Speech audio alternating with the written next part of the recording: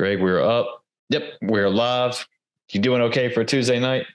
Doing well. Yeah. Thanks, Chris. Yeah, no, thanks for being here. And just so everyone kind of gets some background on you and we can start getting this conversation going and maybe where it might lead to and where it might not even lead to. But you're the founder of, what is it, PRISMA? Is that how you?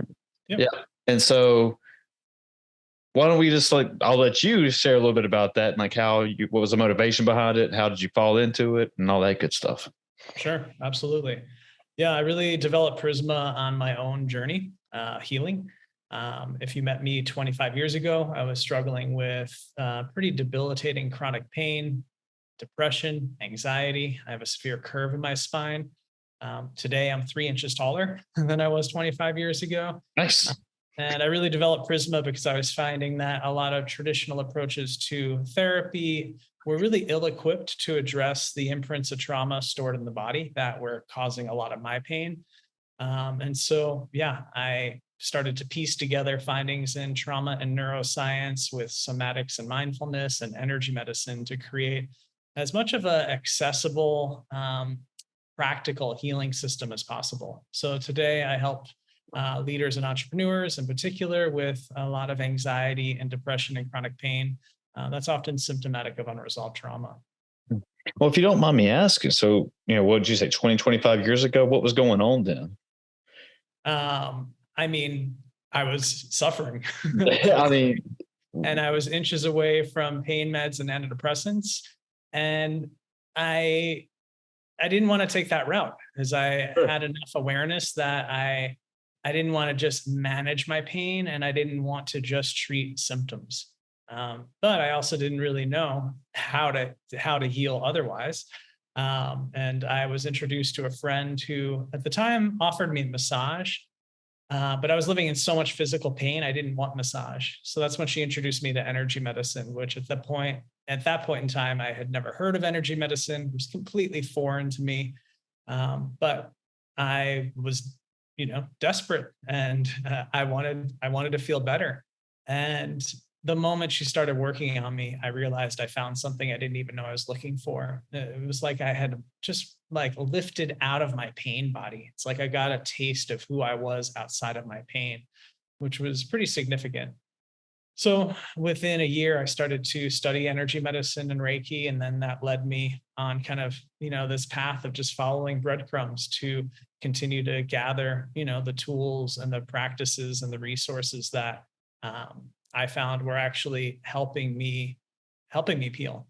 And in recent years have just reverse engineered all of that to, help others in their pain. A lot of my clients come to me after they've been chasing symptoms and, been in traditional therapy for sometimes years, if not decades, and they may have a good intellectual understanding of their pain, but they're still suffering, right? They're still struggling and looking for solutions. Where did your pain come from? I mean, was this a trauma or is it you born with it or? Yeah. So scoliosis is, Scoliosis. a lot of people would say is, genetic, hereditary. And so a lot of people would argue that you can't heal it. So I've been told by, numerous chiropractors and medical doctors that, unraveling this curve in my spine is impossible. But that's my experience. And, developmental trauma. Trauma is a big piece. So how trauma calcifies and gets stored in the body, gets stored in the tissues. Connective tissue and fascia is what pulls on the muscles and bones. We think our skeletal system is kind of what holds us together. But it's actually the fascia that holds us together. Sure. The fascia is also where we store trauma, right? So we're carrying, beliefs and emotions and memories in our tissues, and that's impacting our physiological function, right? That stagnation of emotion is compromising our immune system. It's throwing off our hormones. It's, stagnating. The stagnation is kind of the breeding ground of illness and disease. I found a way to help to flush the trauma patterns out of my body. And so I think I came into the world with scoliosis, and then trauma, finds a weakness to latch onto, and that aggravated the scoliosis and amplified it. And as I started to heal the trauma stored in the tissues, Yeah. you think of trauma as organized around fear and guarding and protection and pain. So if my fascial system is organized around all of this wounding, as I start to heal that trauma, then my whole system no longer needs to hold itself in that posture, in that costuming, right? So then that affords my body's innate wisdom an opportunity to reorganize and restructure itself. So instead of being identified and organized around pain, I just get to be me in my body. That's always a good thing. So I didn't realize it was scoliosis that you were talking about when we first started. So you were born with scoliosis and you went through life until you finally found, would you say 20, 25 years ago, energy medicine? Correct. So what was it like until, I know you said you were suffering in pain, but and you was it just you just storing those trauma and the fascia so much through life and it just got to a certain point and you just said, I got to finally take a chance and do something. And you found energy medicine. And that's Yeah, well, I stumbled upon it. It was introduced to me, and yeah, I found it. It's good luck. First time. So okay, so let's break it down. I've never heard of energy medicine, so let's break it down for me and the audience, just so that they kind of know what it is. So, I like the idea that we can think of the body and the mind and the spirit as a symphony orchestra. So when we're experiencing health, all the different parts of the body are in constant communication. So Sure. all of our muscles, our organs, our endocrines, our hormones, our neurotransmitters, our beliefs are all in a harmonic resonance, right? And that is the underlying intelligence of how, we are who we are. And that helps us to feel established in our wholeness. Trauma comes along and it short circuits the nervous system. And as the nervous system gets short circuited or flooded, all of a sudden that communication starts to break down. So instead of making music, we start to make a lot of noise. And that noise starts to present itself as our symptoms, as our illness, as our disease, as our pain. So the function of energy medicine is to cut through and break up the noise, right? Instead of chasing symptoms or treating pain, it's breaking up the noise so the symphony orchestra that we are can come back into this musicality of being, right? So we can come back into our own harmonic resonance. A term developed in chiropractic, which I work with, is innate wisdom. So innate wisdom is the healing mechanism that when we get a paper cut, we'll send platelets and proteins and orchestrate all of these biochemical transmissions. So that's all we're doing. Energy medicine helps to reconnect us to that innate wisdom. And the more we are in alignment with that innate wisdom, the more our natural capacity to heal is online and available. So not only is it healing a paper cut, but then it helps us to heal, past traumas. And, so I look at the anxiety and the depression and the chronic pain that I was, struggling and suffering from were just the tip of the iceberg. Energy medicine is looking to address the underbelly of the iceberg, which are all the different causative factors. So that was developmental trauma, scoliosis, an hereditary piece, trauma pieces, and helping the system make sense of it, sort it out. So would this be considered alternative medicine, energy medicine, or alternative health, alternative something? Sure. So, and I guess what I'm getting at is that, like using your iceberg theory, is that kind of what modern medicine, and not knocking it or anything like that, but is that kind of, they just look at the whatever's above the water and just like, okay, yeah, whatever, it's probably X, Y, and Z. Here's your diagnosis. Here's how you get better. Go with it, but without taking a deep dive under the water and actually looking, okay, well, this might be a deeper issue than what we're just seeing on the surface of the water here. Correct. Is that kind of the issue with modern healthcare, maybe? I have a psychiatrist that refers patients to me, and a lot of folks are on antidepressants, they're on anti-anxiety meds, and a lot of folks, despite there no research pointing in this direction, are told that their chemical imbalance is the cause of their anxiety and their depression. Sure. Research actually hasn't proven that. And that's just a really oversimplified approach to then, well, let's just treat chemical imbalance with a medication. And again, I think there's a time and a place for pain and symptom management. So I've worked with plenty of clients who, have relied on medications to help manage the chemical imbalance so they can find maybe some semblance of balance. But if we actually look at what's beneath the chemical imbalance and the anxiety and the depression, it's often developmental or, developmental trauma, complex trauma, acute trauma, PTSD, and, childhood attachment wounding. And so if we start to work to heal wounding, attachment wounding, and trauma, especially with tools that help to address the residue of trauma as it's impacting our physiology and our physical body, the system, the body, mind, and spirit is highly resilient and highly capable of healing. So I've seen many clients reduce or eliminate their dependence on antidepressants, pain meds, anti-anxiety meds, sleep meds, synthetic hormones, when they have been able to look at and resolve these root cause factors beneath their pain.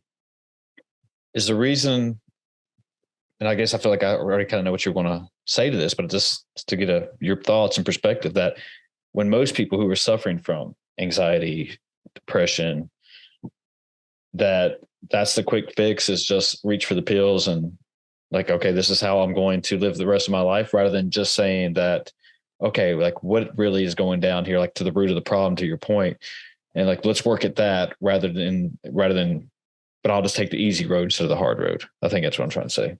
Yeah. And I'm not saying that people are choosing the easy road. I think people are choosing the road that they are shown, right? And That's a good way to put it. As a kid, I had chronic ear infections and strep throat. And, there was nothing more I wanted than to go to the doctor, take medicine, and feel better. Right. Sure. And that's just the culture that we've grown up in. Right. That's the dominant cultural paradigm. That's changing. There's a lot more awareness of, healing in this day and age. But that's what we know. Right. And so if that's all we know, that's going to be our go-to.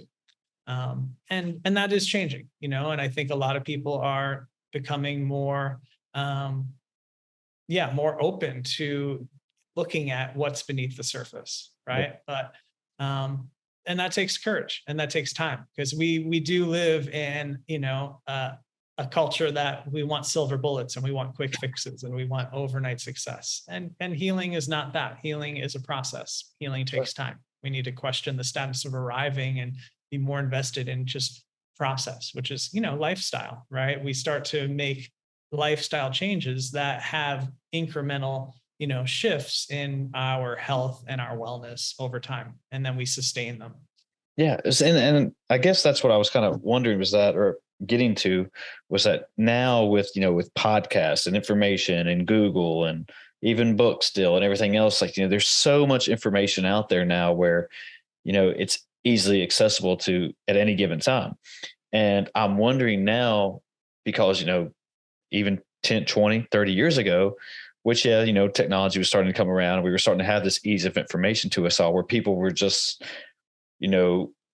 traditionally just like, I'm going to go see my doctor and whatever they say, that's what's going to happen. But now where people can get all this information and learn that, oh, wait, maybe I don't have to take pills for the rest of my life. Or maybe if I change up this little thing with my daily lifestyle, that I can get better. And that, and also that when they watch these pharmaceutical commercials or whatever, it's people dancing in the meadows and all go lucky. But then at the bottom of the screen and they read it real fast. Oh, by the way, taking this might cause dizziness, sleepiness, headaches, diarrhea and all that stuff. It's like, well, damn, I don't want to take all these pills just for this one thing and have to, worry about that now.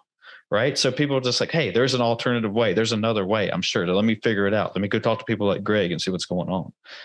Does that kind of make sense what I'm saying? Yeah, absolutely. And I think more people are starting to be introduced to alternative ways of healing.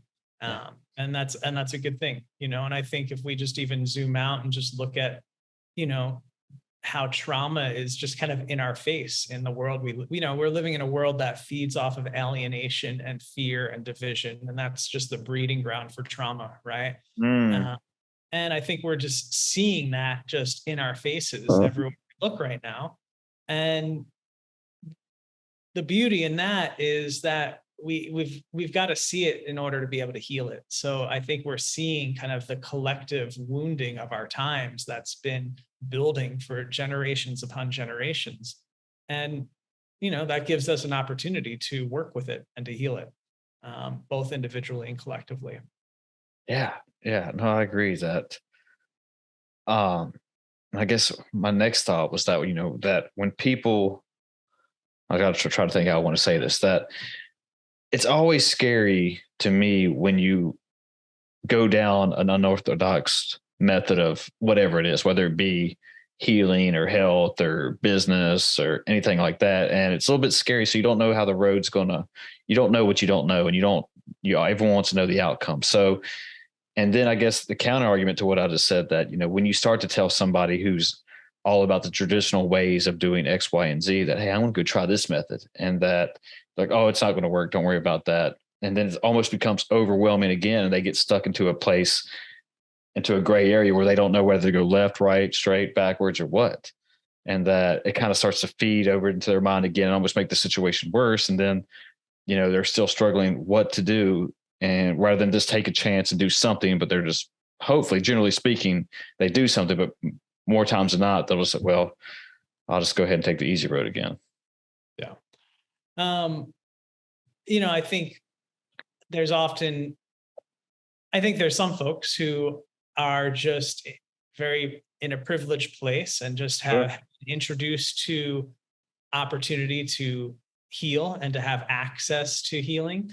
But I think a lot of people kind of hit a crisis, and that becomes a forcing function for folks to kind of, take a chance and do something different. But the folks that come to me, they've tried everything under the sun.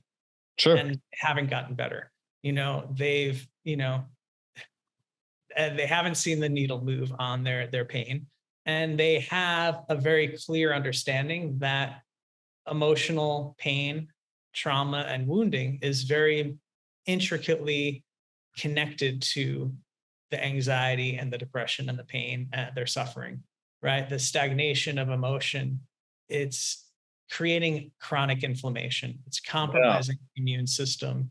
And that is, the breeding ground for chronic illness.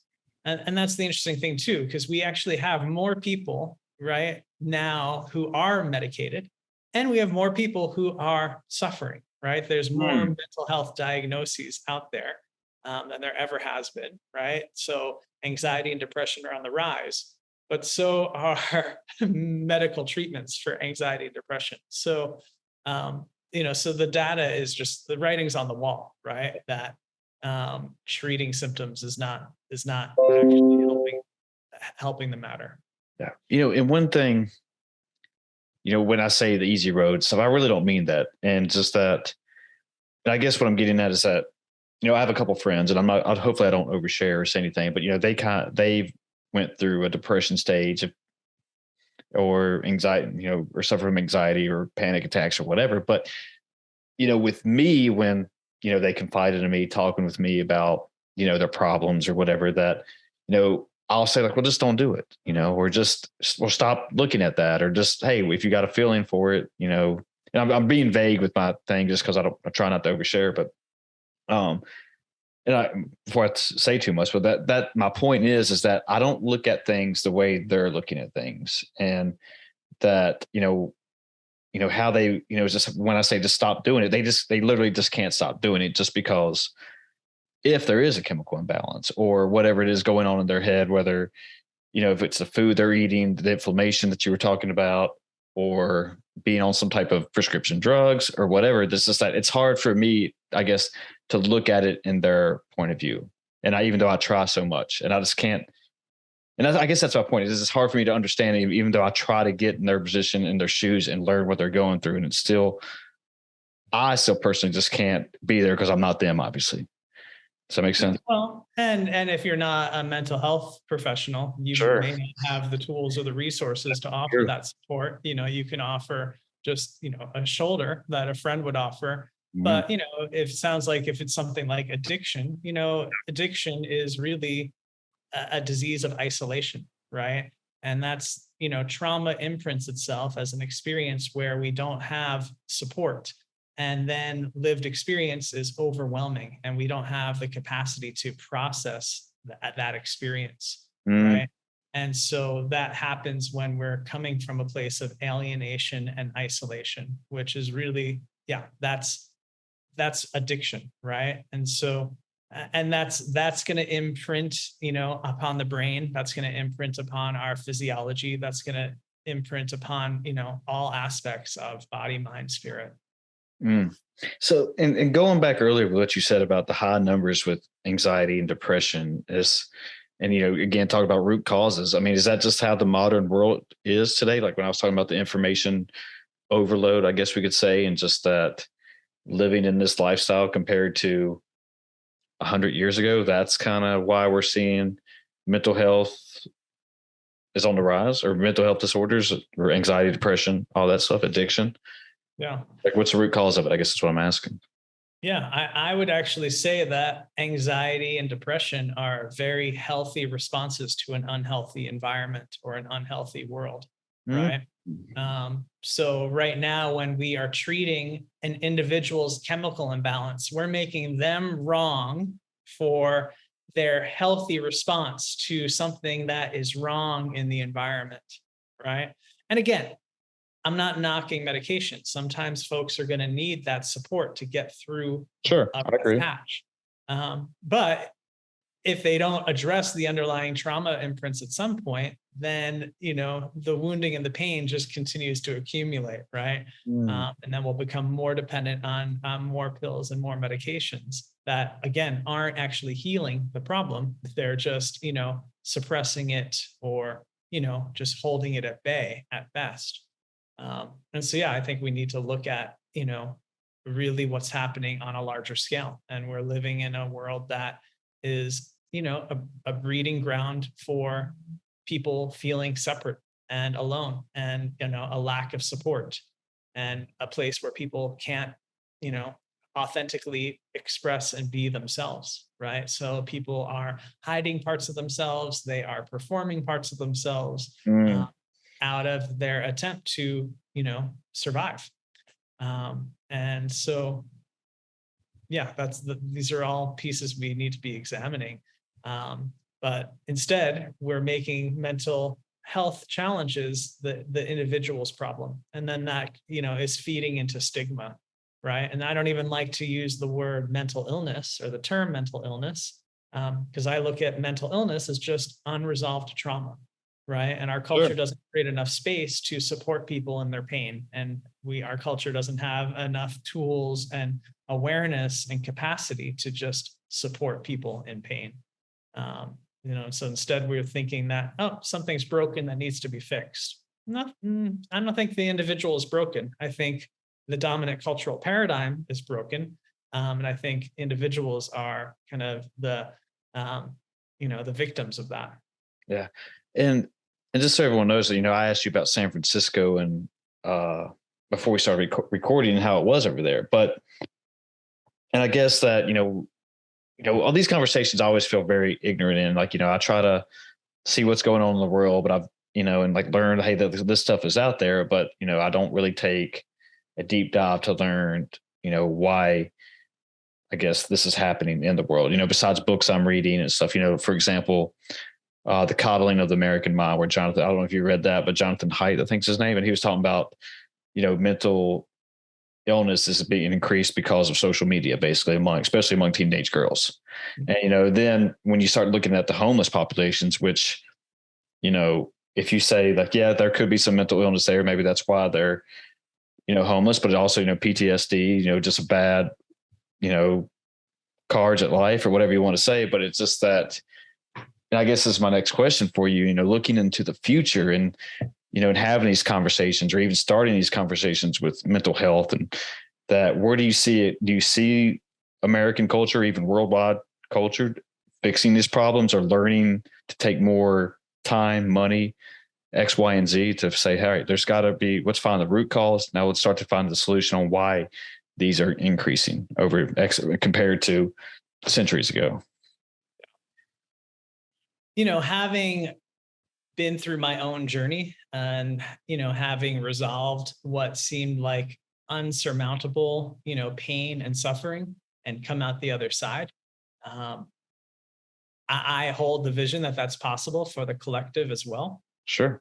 And I think that's kind of why I was hopeful around just kind of we're seeing just the messiness of humanity right now, politically, economically, socially, and just, the manipulation and the abuse of power that is not centering humanity. Right.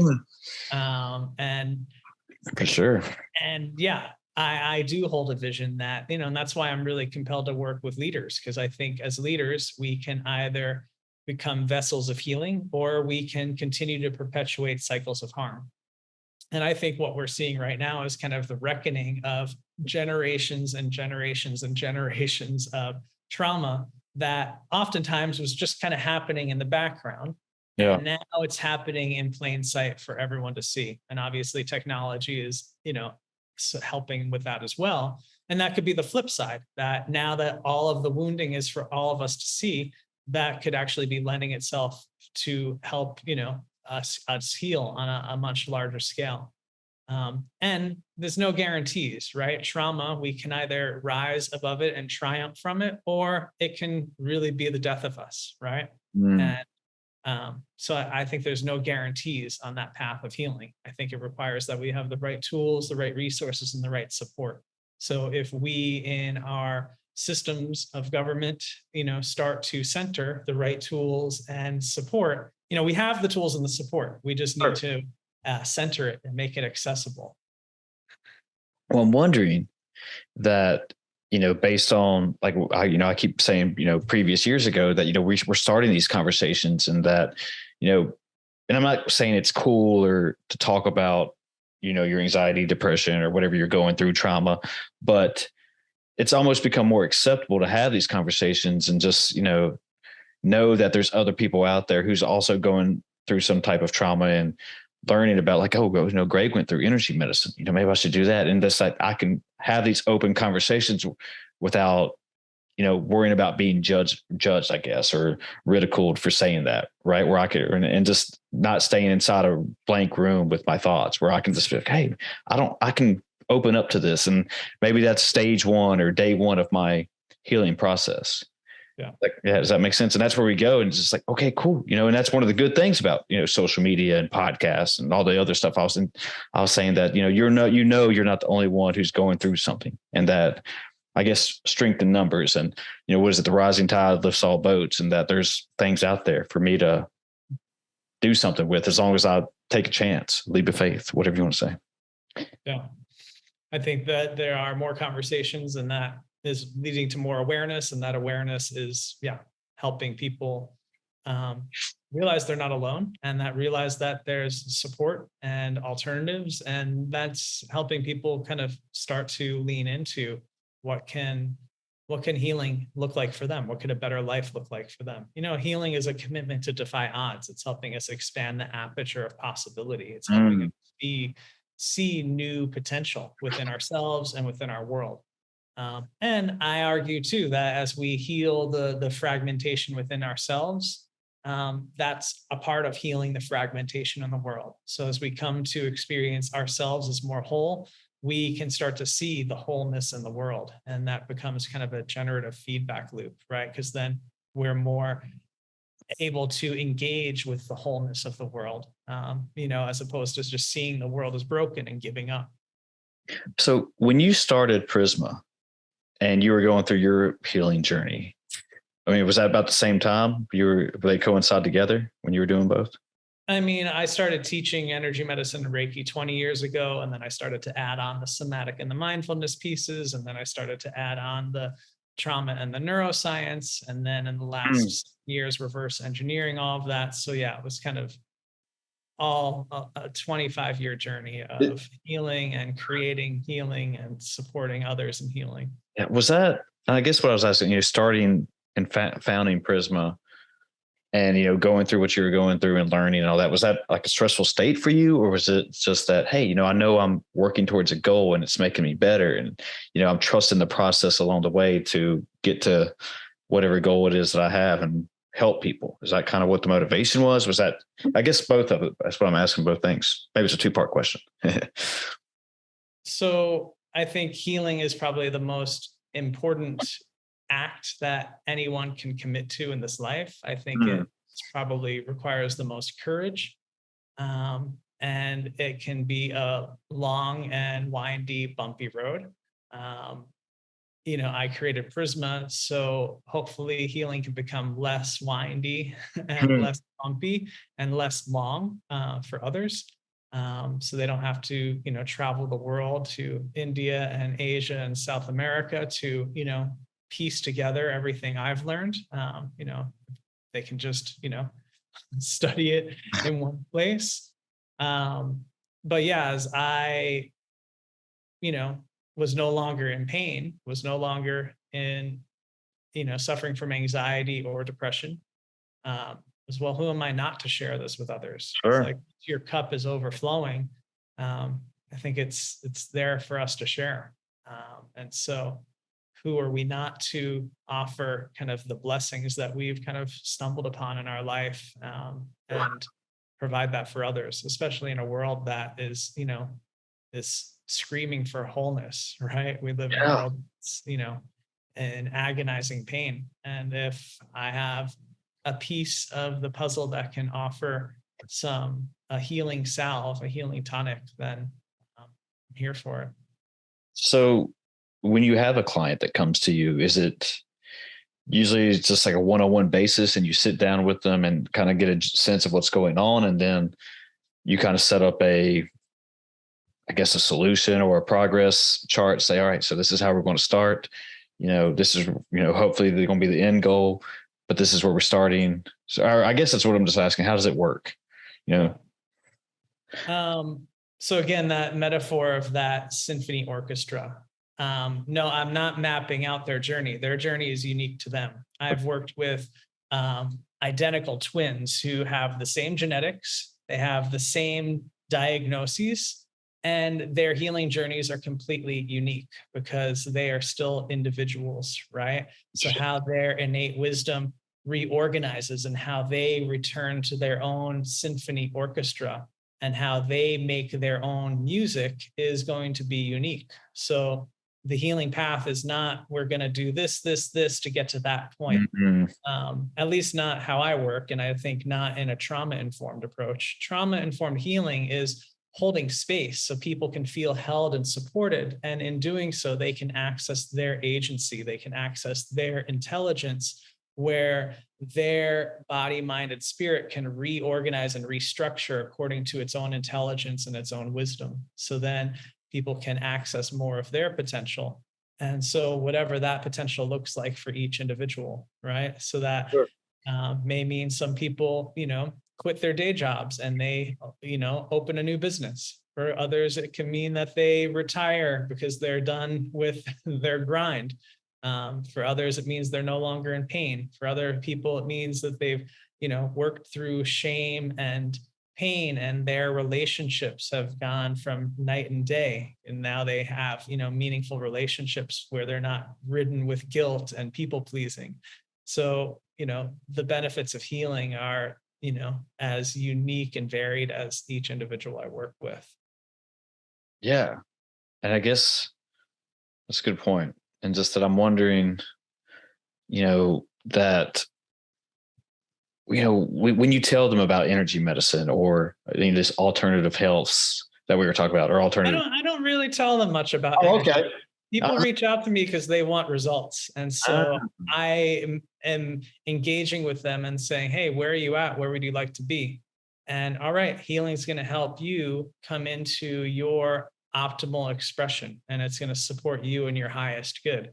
It's going to help you face and address all of the maladaptations to stress that have gotten in the way of your potential. So sometimes you're going to have to look the tiger in the eye and face your wounding, face your pain. And we're going to create a container that allows you to do that. That's going to help you regulate your nervous system. That's going to help you expand your window of tolerance so you can start to be with and metabolize the imprints of trauma and lived experience that at one point were too much and overwhelming. So as you have more capacity, then you have more agency, you have more choice, you have more capacity to feel yourself, be yourself. And again, how that unfolds for each individual is not, it's not a diagnostic or prescriptive journey. It's a path of exploration. It's an unfolding. Is that what a lot of trauma is? Is that learning to, would you say, look at it in the eye, the tiger in the eye? Is like that? Is that part of the healing process? Like learn that, okay, I know I have trauma. Let me face it instead of just staying away from it. Yes. And doing so, we don't force that process. There's a concept called titration, and there's a lot of re-traumatization that can happen in the medical system and in alternative medicine and health and healing.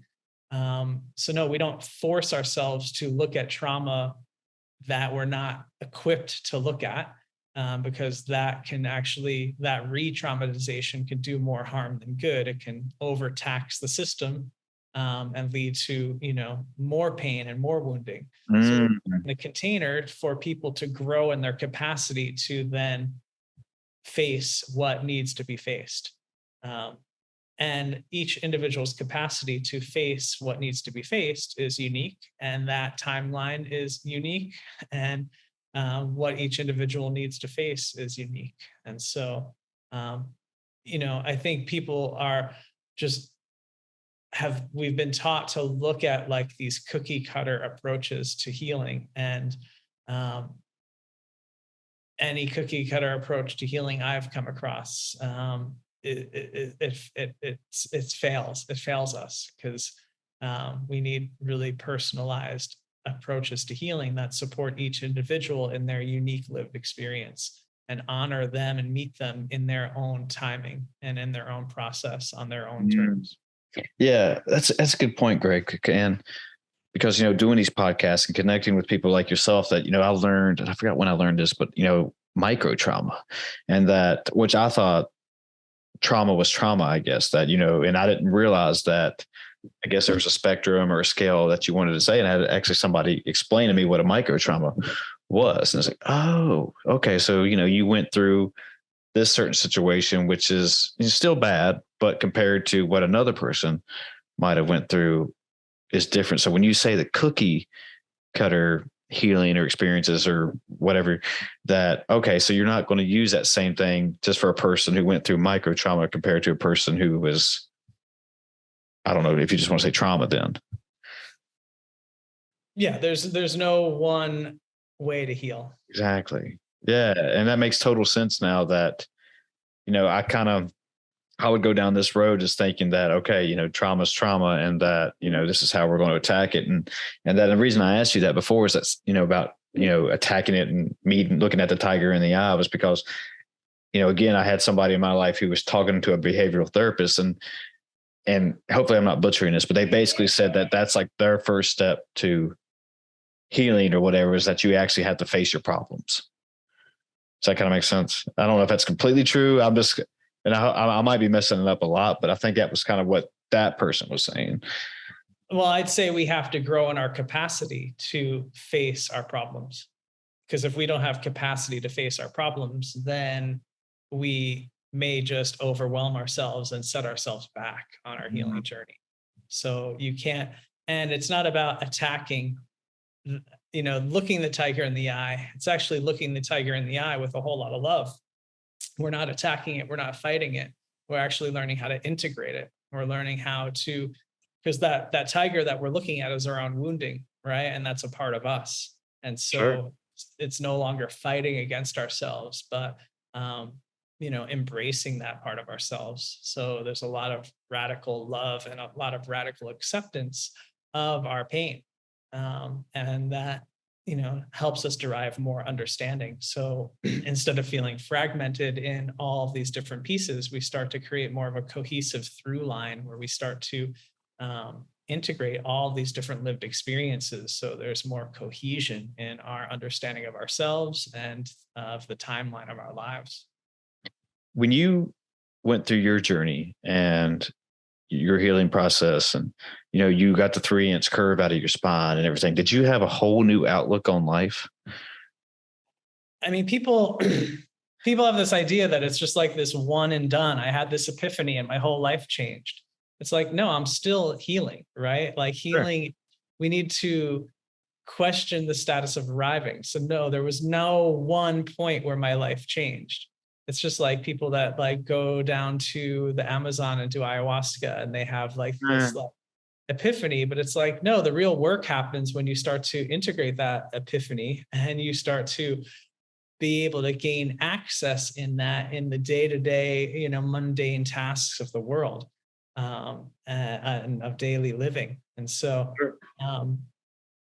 no, it's been, healing is incremental series of awakenings and understandings and awareness and growth that are cumulative and over time. And I'd argue that some of those biggest epiphanies, when people see God or have the, if it's not in a grounded context, it may be really hard for folks to integrate those types of awakenings. And I think that's a big piece of why I'm really compelled to focus on a trauma-informed approach to healing that is safe and sustainable, that is helping people experience healing in a way that is both endearing and enduring. Because we can have these big changes, but then not be able to integrate them. And so it's like we get a glimpse of potential, but we actually never get to integrate and live into that potential. And I want to get your thoughts on this. And is more people going to do ayahuasca now, and this as part of a process because they think that's kind of what you just said, that they'll have this epiphany and they'll go towards the dark and face their biggest problems in the world, or is that just kind of a false narrative that's being? No, I think there's a lot of value to plant medicine, but I do think that there's a lot of plant medicine that's being structured to the Western mind to help people get their rocks off and have like these mind-blowing experiences that can actually be really destabilizing and be really hard for people to make sense of in meaningful ways. And I think there's also plant medicine that can be administered in a way that is very, very mindful of how healing really works to support, a more safe, sustainable, opening into one's potential and into possibility. Yeah. No, and a couple podcasts I listen to frequently that a lot of the guests and even the host seem to be talking more and more about ayahuasca now. And I don't want to say the healing properties of it, but it's more of just that, facing what might, kind of what we were just talking about, like looking at the tiger in the eye and actually facing what's might be some type of problems, trauma, whatever you've had in the back of your head and that you've never really come to face it. But for whatever reason, doing ayahuasca kind of makes you do that. And also it seems to be more of, because you have a shaman who kind of, I don't want to say hold your hand, but is a guide for you there. And I guess that's kind of what, I'm glad you told me that, because I thought that that's what more people were thinking, that, oh, maybe if I just go do, like you said, if I go do ayahuasca, I'll be completely healed and live out the rest of my life and be a better person and all that good stuff.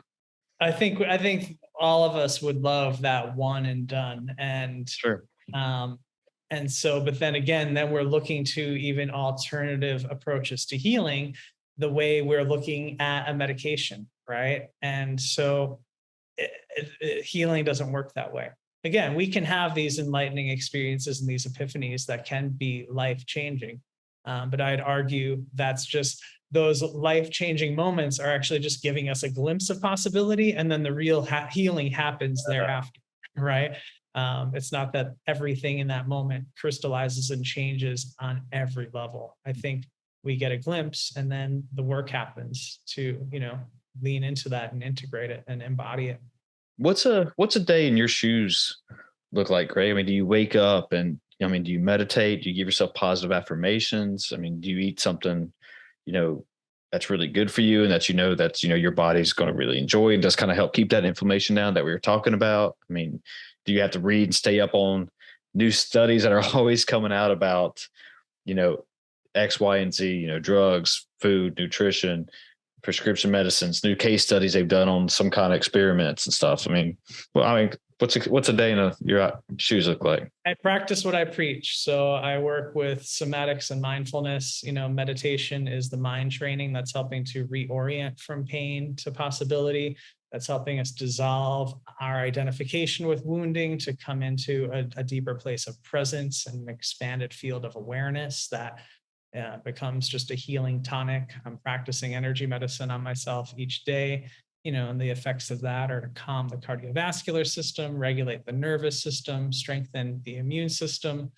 Certainly tons of non-negotiables in terms of lifestyle, in terms of what I eat, in terms of, exercise, in terms of time in nature and movement, rest, sleep. So all of those are pretty big non-negotiables that are, just a part of my daily rhythm these days. Yeah. Yeah. A lot of the, especially sleep is so overlooked now. I feel like in a really fast paced modern world where people and, a lot of people like to say like, oh, you only need 4 hours of sleep and that way you can go crush 16 hours of work and be fine or whatever it is. But I've learned that getting, X amount of hours for myself is super big in the importance of my daily lifestyle and not only that, but like the impact on the brain that it has. And just, it's so great. But I also feel that, with like what I just said, the modern world, people were just like, oh, you don't need to sleep. You don't really need that much. But I think, and it's just became a false thing upon the world today where people just think that, and they shouldn't think. I don't want people thinking that, I guess is what I'm trying to say, that it should be a non-negotiable, like you said. And when I speak about the non-negotiables I have, and as much as I may invite clients and students to invite in certain non-negotiables, it's also understanding when the body, the brain, and the nervous system aren't allowing that rest, because the nervous system hasn't learned how to land yet. So rest can feel really threatening. So living on guard in a state of hypervigilance may be all that someone knows. And I'd argue that's much of our culture. Good so point. Rest doesn't feel safe. Rest doesn't feel accessible. So again, to the point of, providing care that's non-diagnostic and non-prescriptive, I can tell someone who's struggling with trauma, every day to get their rest, to eat the right things, to do the right things, but their nervous system and their brain and the trauma stored inside of them is not allowing them to, right? So I have a team of doctors and naturopaths that refer patients to me when, they can't do all the right protocols because the protocols are too anxiety producing. They can't cut out the certain foods because that's just not, those foods are part of the organization of their lives that is creating some baseline of stability. And so to challenge that can feel too threatening. So it's like we address the emotional patterns that are keeping people up. We address the emotional patterns that are keeping people, if people haven't, if people haven't had access to, clean food in early development, that impacts the brain and that impacts our taste, right? Sure. So the most well-intentioned person who wants to eat clean, it takes a lot of rewiring to make that sort of lifestyle change accessible. I'm glad you said that because, again, that was one of my things. I don't really understand or know what that actually person's going through, that they might not be able to get, that amount of sleep. Or to me, it's just like, hey, just go to sleep, So, but I'm glad you said that, pointed that out, that, people are going through something weird and different all the time. But moving forward, I know we're going to get short on time here, but if you could give any advice to somebody, who have trauma, depression, and all the things that we've been talking about, what would you say to them, and maybe give them a direction of at least at day one or the first step in their journey and their healing process? What would you say to them? Advice, whatever it is. we can't heal in isolation. We're social creatures. We're not meant to live in isolation. We certainly can't heal imprints of trauma and wounding alone. And so get support, reach out, get support. And not all healing, not all therapy is equal. Not all healing and therapy is trauma informed. And so you need to shop around. Right. And so if you go see a healer or a therapist and it's not a good fit, sure, that might feel a little discouraging, but that's like, all right, it's a numbers game. Pick up the phone or, do your search and, ask friends for referrals. And again, I've had some folks that haven't felt ready to get that support because that even feels too confrontational. So then what are the breadcrumbs along the way? For me, it was reading a book on mindfulness. And then it was, lots of time in nature. And then it was music and then moving my body. Those were all portals to my healing before I was able to like really sink my teeth into getting more, concrete support that was going to really move the needle to like, because all of those pieces were like helping me get a glimpse of something. But the deeper healing is helping to resolve the subterranean patterns that are getting in the way. Greg, thanks for being here. I'm glad we had this conversation. If people want to find you, if they want to find PRISMA or anything you just want to plug, feel free to do that. Yeah, just gregwieting.com, WIETING. I work with clients one-on-one. I also have the PRISMA course and community, and both are really for folks who healing is their highest commitment. Like you're ready to roll up your sleeves and dive in. And again, my work with healing is not to focus on trauma. It's to help people just plug into their innate wisdom. So we're not like trudging up pain.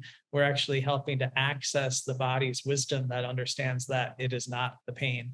And in doing so, we start to drop the pain and, experience, what's more authentic and true to who we are. So I think a lot of people come to healing and they've been through, there's just some pain you can't think or talk your way through. So folks who want to have access to a pathway to heal, what's beyond kind of the mind's capacity to make sense of, reach out. It all starts with a conversation.